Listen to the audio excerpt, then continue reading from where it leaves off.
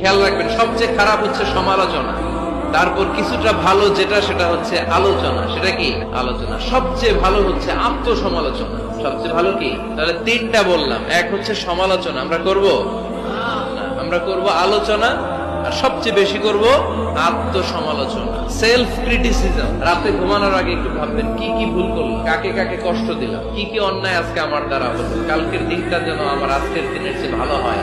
নিজের সাথে নিজের এরকম বোঝাপড়ার দরকার আছে না নাই? আমরা যেন আত্মসমালোচনা করি, ফরিদপুরের ভাইয়েরা, অন্যের দোষ যেন না খুঁজি। Small people talk about people. যারা নিচু মনের মানুষ, এরা শুধু মানুষের দোষ খুঁজে বেড়ায়, মানুষ নিয়ে কথা বলে, এই মানুষ এই মানুষের সমস্যা এই। যারা মাঝারি মনের মানুষ, তারা বিভিন্ন ঘটনা নিয়ে কথা বলে, বিভিন্ন বিষয় নিয়ে কথা বলে। আর গ্রেট পিপল, তারা মহামানুষ, টক অ্যাবাউট আইডিয়াস, তারা নতুন নতুন আইডিয়া নিয়ে কথা বলে।